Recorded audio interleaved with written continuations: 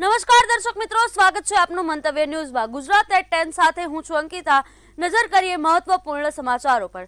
સૌપ્રથમ ગીર સોમનાથથી સમાચાર સામે આવ્યા છે, જ્યાં ગીર સોમનાથના વેરાવળમાં ફાયરિંગની જે ઘટના બની હતી તેમાં જાવેદ તાજવાણીનું સારવાર દરમિયાન મોત નીપજ્યું છે।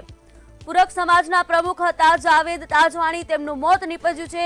ગીર સોમનાથમાં ફાયરિંગની ઘટના બની હતી। વેરાવળ બાદ જૂનાગઢ અને રાજકોટમાં સારવાર અર્થે તેમને ખસેડવામાં આવ્યા હતા અને સારવાર દરમિયાન જાવેદ તાજવાણીનું મોત નીપજ્યું છે। ગીર સોમનાથથી આ સમાચાર સામે આવી રહ્યા છે, જ્યાં આજરોજ ફાયરિંગની ઘટના બની હતી। શાળા પાસે ફાયરિંગની બનેલા ઘટનામાં એકનું મોત નીપજ્યું છે। જાવેદ તાજવાણીનું સારવાર દરમિયાન મોત નીપજ્યું છે। તુરક સમાજના પ્રમુખ હતા જાવેદ તાજવાણી, જેમનું સારવાર દરમિયાન મોત નીપજ્યું છે। ફાયરિંગની ઘટનામાં તેમને ગોળી વાગી હતી, જેમાં તેમને સારવાર અર્થે અલગ અલગ જિલ્લામાં સારવાર માટે ખસેડવામાં આવ્યા હતા, જ્યાં સારવાર દરમિયાન જાવેદ તાજવાણીનું મોત નીપજ્યું છે।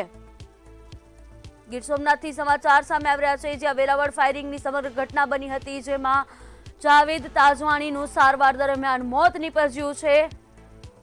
આજરોજ આ ફાયરિંગની ઘટના બની હતી, જેમાં તુરક સમાજના પ્રમુખ હતા જાવેદ તાજવાણી, તેમનું મોત નીપજ્યું છે। વેરાવળ બાદ જૂનાગઢ અને રાજકોટમાં તેમની સારવાર કરાઈ હતી, પરંતુ સારવાર દરમિયાન તેમનું મોત નીપજ્યું છે। સુરતના અડાજણમાં વેપારીના ઘરે મોટી ચોરી થઈ હોવાની ઘટના સામે આવી છે, જેમાં પરશુરામ ગાર્ડન વિસ્તારમાંથી ₹48 લાખ ચોરાયા છે। માસ્ધારી યુવકે કબાટમાંથી રૂપિયા ભરેલ બેગ છે તેની ચોરી કરી હતી। અડાજણ પોલીસે સીસીટીવી ફૂટેજના આધારે આરોપીને ઝડપી પાડ્યો। પોલીસે આરોપીની અટકાયત કરી અને સઘન પૂછપરછ શરૂ કરી છે। ચોરાયેલ રકમમાંથી 4.8 લાખ રૂપિયા છે તે રિકવર કરવામાં આવ્યા છે।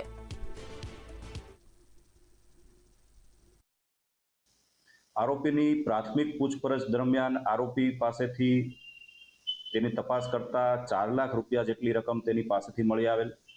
આ ઉપરાંત યુક્તિ પ્રયુક્તિથી તેની પૂછપરછ કરતા રાંદેર વિસ્તારમાં આવેલ એક ખંડેર મકાનમાં આરોપીએ ચોરીની રકમ છુપાવેલી હોવાની હકીકત જણાય, જેથી ત્યાં તપાસ કરતા ચોરીની બેગ ઉપરાંત અન્ય કેટલાક સોના ચાંદીના દાગીના સહિતનો મુદ્દા માલ પણ મળી આવેલ છે। વધુ વિગતો સાથે સંવાદદાતા દીપક રાય આપણી સાથે લાઈવ જોડાઈ ચૂક્યા છે। જી દીપક, સુરતમાં ચોરીની ઘટના છે તે બની છે, લાખો રૂપિયાની ચોરી થઈ છે। સુરતમાં ક્યાંક દિન પ્રતિદિન ક્રાઇમ છે તે વધી રહ્યો હોય તેવું લાગી રહ્યું છે, શું કહેશો?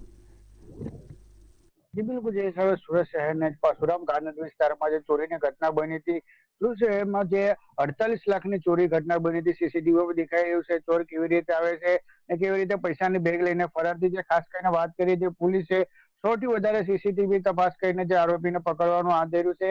જે આરોપી છે એ મોઢા પર રૂમાલ બાંધીને આખું મોં બંધ કરીને આવ્યો હતો અને ખાસ કરીને જે આરોપી છે એ ભૂતપૂર્વક પહેલાથી ચોરી જ કરતો હતો અને ઓલરેડી કેટલા પોલીસ સ્ટેશનમાં એને પોલીસ કેસમાં ચોરીને પોલીસ ચોપડે ચોરીનો ગુના પણ નોંધાવ્યો છે। ખાસ કરીને ચોરીને ગુના જે પૈસા છે એ રાંદેર વિસ્તારના એક ખંડર જે ઘર હતું એમાં છુપાઈને આરોપી બોમ્બે ભાગી ગયો હતો અને બોમ્બેથી પરત જયારે પૈસા લેવા આવ્યો હતો ત્યારે જે અડાજણ પોલીસે એને સારા દરવાજા પાસે પકડી લીધું હતું। ખાસ કરીને વાત કરીએ છીએ આરોપી છે એ વિદેશમાં સેટલ થવા માંગતો હતો, ત્યાં ધંધો કરવા માંગતો હતો।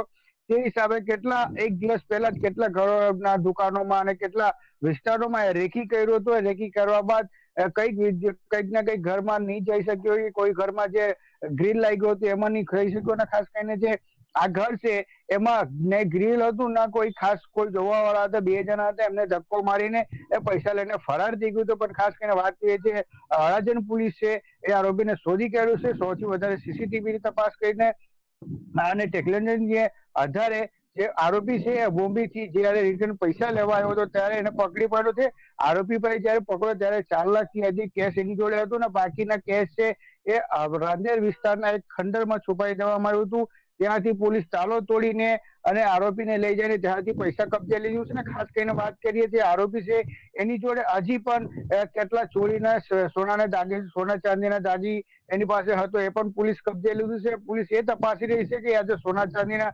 દાગીના છે એ કોનું છે એ બાજુ પણ તપાસ થતી છે। પણ ખાસ કરીને વાત કરીએ છીએ આરોપી છે પહેલા ગોધરા વિસ્તારમાં રહેતો હતો ને ત્યાં ચોરીને કામ કરતો હતો ને ખાસ કરીને ત્યાં પોલીસ દરેક વખત એને ઘરે ચેક કરે કે ઘરે રેડ કરીને એને ઉચકી લે. તે હિસાબે પોલીસ થી બચવા માટે ભાગતો ફરતો હતો. પછી હાલ નાનપુરા વિસ્તારને જેપી સર્કલ પર રહે છે, પણ આરોપી છે જૂઠો ગુનેગાર છે અને અવારનવાર ચોરીના ધંધા ચોરીને જ આરોપમાં પકડાતો હતો ને ચોરી જેનો ધંધો બનાવી લીધું એવું કહી શકાય. કેમ કે જે આરોપી છે સુરત પોલીસને અલગ અલગ પોલીસ સ્ટેશનમાં એનો ચોપડા પર નામ નોંધાયું છે કે ચોરીના જ ગુના છે. ને જે આરોપી છે હાલ તો એની જે પોલીસ તપાસ કરી રહી છે કે આ બીજા જે સોના ચાંદીના દાગીના મહિલા એ કોના છે, જે 48 લાખની ચોરી હતી એ સમગ્ર ચોરીનો મુદ્દામાલ કબજે લીધું છે પોલીસ. જી દીપક, સમગ્ર માહિતી બદલ આભાર.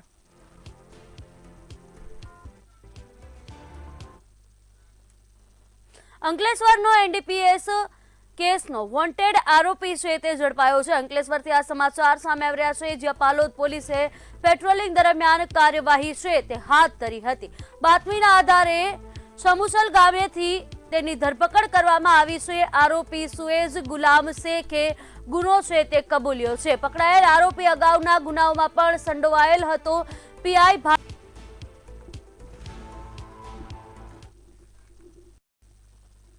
રાહુલ ગાંધીના સંવિધાન સંબંધિત નિવેદનને લઈને રાજકીય માહોલ છે તે ગરમાયો છે.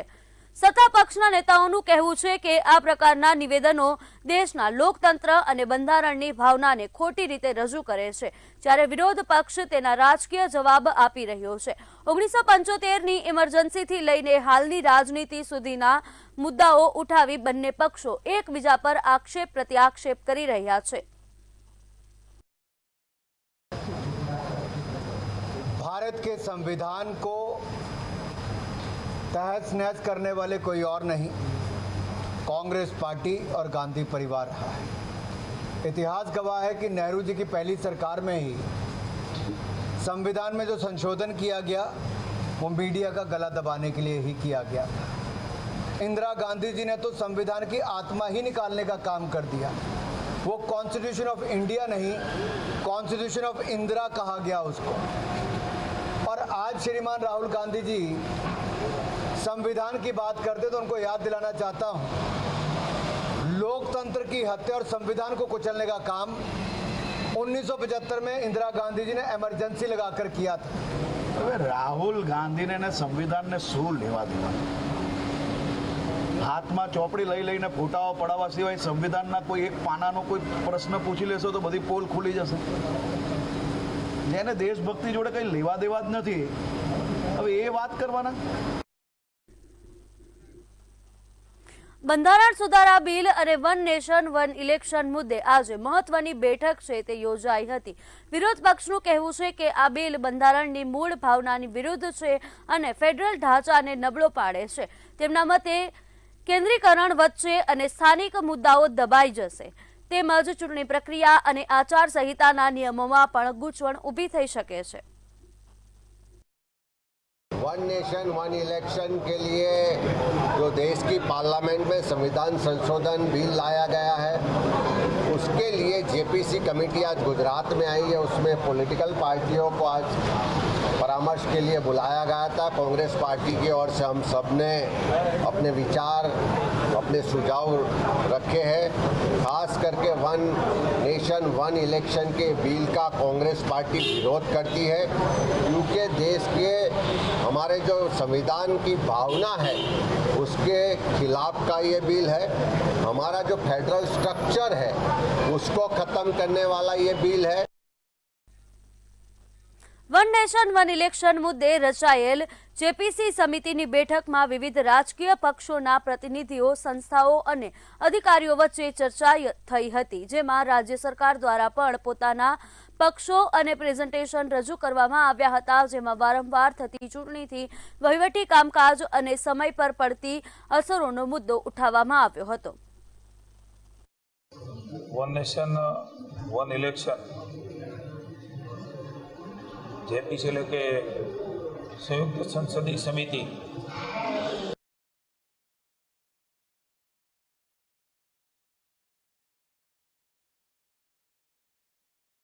ચૌધરીના અધ્યક્ષસ્થાને આવી છે. ઓલ પાર્ટીના સિનિયર પ્રતિનિધિઓ चाहे राज्यसभा हो लोकसभा हो, माननीय अनुराग ठाकुर जी, माननीय पुरुषोत्तम भाई रूपाला जी, मुकुल वासनिक जी, विल्सन जी, બધા જ લોક સભ્યશ્રીઓએ ગુજરાતની જેપીસીમાં 3 દિવસ માટે આવ્યા છે. ગ્રામ્ય વિસ્તારોમાં પેટ્રોલ ડીઝલની અછતને લઈને અનેક જગ્યાએ લાંબી કતારો જોવા મળી રહી છે. કેબિનેટ બેઠકમાં આ મુદ્દે ચર્ચા કરી અને જ્યાં જરૂર હશે ત્યાં પૂરતો પુરવઠો પહોંચાડવાની વ્યવસ્થા કરવાની સૂચના આપવામાં આવી છે. સરકારનું કહેવું છે કે વધેલી માંગ વચ્ચે લોકો સંગ્રહખોરી ન કરે અને સહકાર આપે તો સ્થિતિ વધુ ઝડપથી સુધરી શકે છે.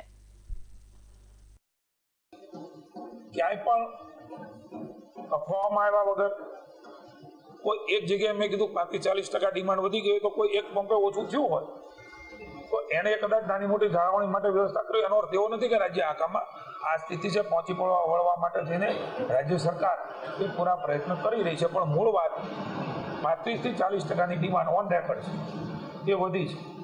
કેટલાક પેટ્રોલ પંપ ખાનગી છે, એમના ભાવ વધારાના કારણે અને જરૂરિયાત કદાચ વધારે લઈ જવાના કારણે પણ આ પ્રશ્ન ઊભા થયા છે.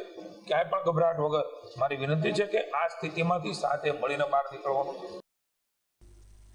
જસદણ નગરપાલિકામાં સફાઈ કર્મચારીઓએ પટેલ સમાજની ડેરી અને રેસ્ટોરન્ટ પર રેડ કરતા વિવાદ સર્જાયો છે.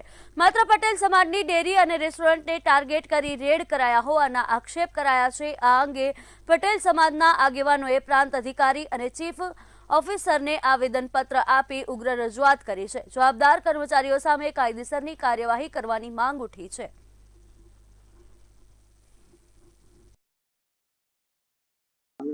અમારી માંગણી એવી જ છે કે રાજકોટની ફૂડ ઇન્સ્પેક્ટર સાથેની જે ટીમ આવી હતી એને કોઈ અખાદ્ય ચીજ મળી નહીં. નગરપાલિકાના કર્મચારીઓ આવ્યા, કોઈ ફૂડ ઇન્સ્પેક્ટર હતા નહીં, તો પણ એને એની રીતે અખાદ્ય ચીજ ગણી અમારો બધો નાશ કરી દીધો. કોઈ પણ પ્રકારની લેબોરેટરી નહીં, કોઈ પણ પ્રકારનું સેમ્પલ લેવાનું નહીં, કાંઈ નહીં, તરત જ નાશ જ, બીજી કાંઈ વાત નહીં. અમે આજીજી કરી તોય અમારી જેટલી સામગ્રી હતી બધો નાશ કરી નાખી. એટલે આ બાબત પર એ જે રજૂઆતો આવી એ ધ્યાને લીધી છે. સ્ટાફમાં અમુક જે કંઈ એમના દ્વારા પેનલ્ટી અખાદ્ય પદાર્થો યુઝ કરતા હોય તો એમને પેનલ્ટી ચાર્જીસ વસૂલીને એની પહોંચ પણ આપવામાં આવેલી છે. તો એ બધી બાબતો સત્તાની છે, પણ એક જે સેમ્પલ લેવાની બાબત છે એ બાબતે જિલ્લાના ફૂડ વિભાગ સાથે ચર્ચા કરી અને આગળ કઈ રીતે કાર્યવાહી કરવી એ બાબતે ધ્યાન લેવા આવશે. રાજકોટમાં એસઓજીની ટીમે નશીલા પદાર્થો સામે મોટી કાર્યવાહી હાથ ધરી છે. હુલકો ચોકડી નજીકથી ઇન્દુભાઈ જીવા ભુંડિયાની 1.565 કિલો અફીણ સાથે ધરપકડ કરવામાં આવી હતી, જેમાં કુલ રૂપિયા 9.42 લાખનો મુદ્દામાલ જપ્ત થયો હતો.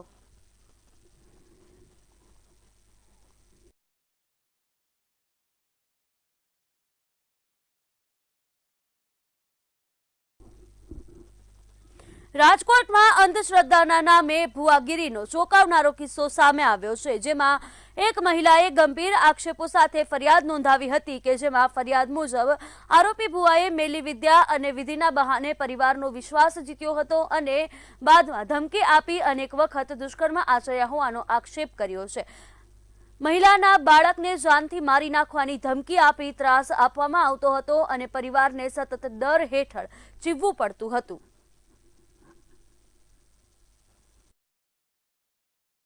શહેરના આજીડેમ પોલીસ સ્ટેશન વિસ્તારની પ્રિયદર્શન સોસાયટીમાં રહેતી એક પરિણીતાએ પોલીસ સ્ટેશને આવીને ફરિયાદ પોતાની જાહેર કરેલ, જેમાં એક ભુવાએ ધાર્મિક વિધિના બહાને પોતાના ઘરે આવીને અને પોતાને બેભાન કરી અને તેના ઉપર તેની ઈચ્છા વિરુદ્ધ દુષ્કર્મ આચરેલ હોવાની ફરિયાદ નોંધાવેલ હતી. બાવળા તાલુકાના કેરાળા ગામમાં પીવાના પાણીની ગંભીર સમસ્યાને લઈને ગ્રામજનોએ તાલુકા વિકાસ અધિકારીને લેખિત રજૂઆત કરી છે. બાવળા મામલતદાર ઓફિસે મહિલાઓએ માટલા ફોડી અને ઉગ્ર વિરોધ પ્રદર્શન કર્યું હતું. છેલ્લા ઘણા દિવસોથી પાણીની બોર બંધ રાખવામાં આવી છે, જેના કારણે ગામ લોકોને તેમજ પશુઓને ભારે હાલાકીનો સામનો કરવો પડી રહ્યો છે. ખાસ કરીને પશુપાલકો માટે પરિસ્થિતિ વધુ વિકટ બની છે. ગ્રામજનોએ ચેતવણી આપી છે કે જો વહેલી તકે સમસ્યાનો ઉકેલ નહીં આવે તો ગાંધી ચિંધ્યા માર્ગે તાલુકા કચેરી ખાતે ઘેરાવો અને ઉગ્ર આંદોલન કરવામાં આવશે.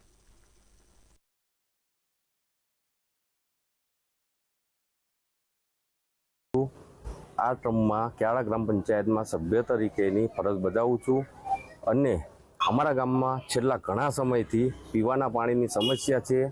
એ અમે લેખિત તથા મૌખિક રજૂઆતો સરપંચને તથા તાલુકા વિકાસ અધિકારીને કરી તો કોઈ અમારું ધ્યાન લેતા નહોતા, સાંભળતા નહોતા. તો 19 તારીખે એટલે કે ગઈકાલે અમે ગામ વતી ગામના મહિલાઓ, ગામના લોકો સાથે મળીને માટલા ફોડનું વિરોધ પ્રદર્શન કર્યું પાણીના પીવાના મુદ્દા બાબતે. તો આજે તાલુકા વિકાસ અધિકારીએ અમારું વાત ધ્યાને રાખી અને અમને અહીંયા ધારણા આપી. અમદાવાદ જિલ્લાના બાવડા વિસ્તારમાં ચોમાસા પૂર્વે જ પાણી ભરાવાની સમસ્યા નિવારવા માટે પ્રી મોન્સૂન બેઠક યોજાઈ હતી. બેઠકમાં નગરપાલિકા સહિત સંબંધિત વિભાગોએ નીચાણવાળા વિસ્તારો, ડ્રેનેજ સિસ્ટમ અને વરસાદી પાણીના નિકાલ અંગે સમીક્ષા કરી હતી.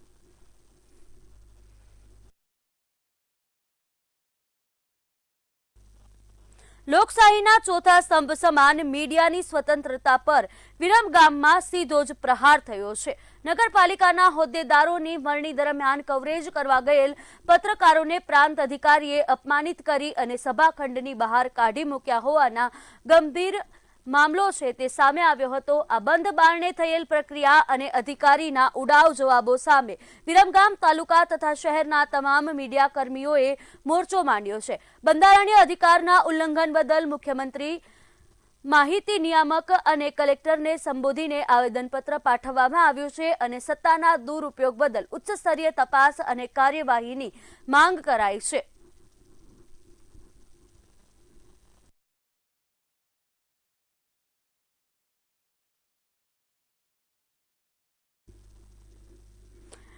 અમદાવાદના નારોલ વિસ્તારમાં માનવતાને શર્મસાર કરતી ચોંકાવનારી ઘટના સામે આવી છે.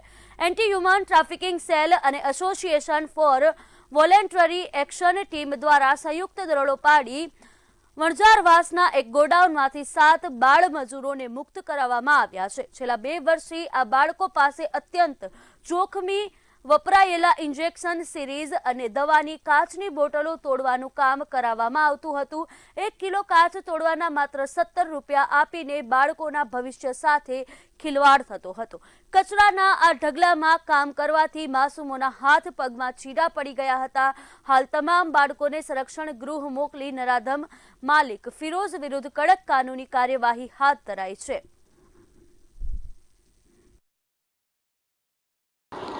અમદાવાદની નારોલ પોલીસ દ્વારા જે બાળ મજૂરી કરતા જે 7 જેટલા જે બાળકો છે તે બાળકોને મુક્ત કરવામાં આવે છે. જો વાત કરવામાં આવે તો અમદાવાદમાં આવેલા નારોલ પાસે વણઝારાવાસની પાસે આવેલી જે એસએસ ગોડાઉન છે તે એસએસ ગોડાઉનની અંદર જે પોલીસને બાતમી મળી હતી કે જે 7 જેટલા જે બાળકો છે તેમને મજૂરી કરાવવામાં આવે છે. લગભગ જો વાત કરવામાં આવે તો છેલ્લા 2 વર્ષથી આ બાળકો છે તેમને મજૂરી કરાવવામાં આવતી હતી. લગભગ જે ઉંમરની વાત કરવામાં આવે તો 9 થી 14 વર્ષના જે બાળકો છે તે બાળકોને મજૂરી કરાવવામાં આવતી. હાલમાં તો જે પ્રમાણે નારોલ પોલીસ દ્વારા જે ગુનો છે તે ગુનો નોંધવામાં આવે છે, પરંતુ છેલ્લા ઘણા સમયથી નારોલ પોલીસ જે છે તે નારોલ પોલીસ દ્વારા જે બાળ મજૂરી કરતા જે બાળકો છે તેમને છોડવામાં આવે છે. સાથે જ જો વાત કરવામાં આવે તો જે મેડિકલ વેસ્ટ છે તે મેડિકલ વેસ્ટ નીકાળવામાં આવતો હતો અને સાથે જ જે બાળકો છે તે બાળકોના હાથ અને પગની અંદર જે કાપા છે તે કાપા પડી ગયા હતા. એટલે કહી શકાય કે હાલમાં તો જે પ્રમાણે જે નારોલ પોલીસ દ્વારા જે બાળકો છે તે બાળકો રેસ્ક્યુ કરી લેવામાં આવે છે, તેમને મેડિકલ ટ્રીટમેન્ટ છે તે ટ્રીટમેન્ટ આપવામાં આવી છે. સાથે જ જે પ્રમાણે એસએસ ગોડાઉન છે તે ગોડાઉનની અંદર જે ફિરોઝ નામનો વ્યક્તિ છે તે ફિરોઝ નામના વ્યક્તિની વિરુદ્ધ જુવેનાઇલ એક્ટ મુજબ ગુનો છે તે ગુનો દાખલ કરી કાયદેસરની પ્રક્રિયા છે તે હાથ ધરવામાં આવી છે. કેમેરામેન ધ્રુવ સાથે રવિ ભાવસાર, મંતવ્ય ન્યૂઝ, અમદાવાદ. શિક્ષણ ક્ષેત્રે ઇનોવેશન લાવવાના ઉદ્દેશ્ય સાથે વડોદરાની પારુલ યુનિવર્સિટીએ લક્ષ્ય 2047 સેન્ટરનું ભવ્ય ઉદ્ઘાટન કર્યું છે. પ્રધાનમંત્રી નરેન્દ્ર મોદીના વિકસિત ભારતના વિઝન પર આધારિત આ કેન્દ્રનું લોકાર્પણ કેન્દ્રીય મંત્રી ડોક્ટર જીતેન્દ્રસિંહે કર્યું હતું. એનએસડીસી અને એન્થોટેક એકેડેમીના સહયોગથી શરૂ થયેલ આ સેન્ટરમાં આર્ટિફિશિયલ ઇન્ટેલિજન્સ, સાયબર સિક્યોરિટી અને ડ્રોન ટેકનોલોજી જેવી અત્યાધુનિક આંતરરાષ્ટ્રીય લેબ તૈયાર કરવામાં આવી છે. આ પહેલ વિદ્યાર્થીઓને ભવિષ્યના વૈશ્વિક બજારની જરૂરિયાતો મુજબ વ્યાજબી ખર્ચે વ્યવહારિક અને ડિજિટલ કૌશલ્ય પૂરા પાડી રોજગારી માટે સજ્જ કરશે.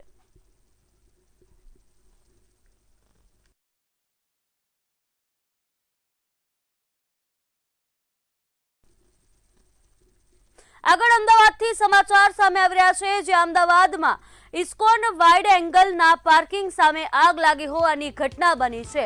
બાઇક અને સ્કૂટરમાં અચાનક જ આગ લાગી હતી અને આગ લાગતા 10 થી વધુ વાહનો છે તે બળીને રાખ થયા હતા. ફાયર વિભાગે આગ પર કાબુ છે તે મેળવ્યો છે.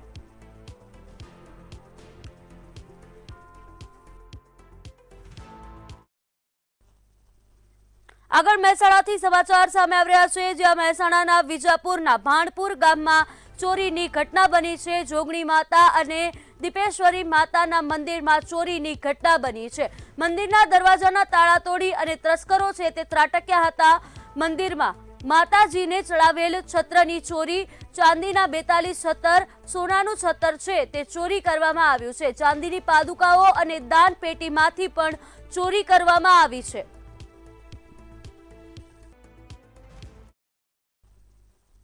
આગળ મહેસાણાથી સમાચાર સામે આવી રહ્યા છે, જ્યાં મહેસાણામાં ખોરાક ઔષધ નિયમન વિભાગોનો નવતર પ્રયોગ છે તે જોવા મળી રહ્યો છે.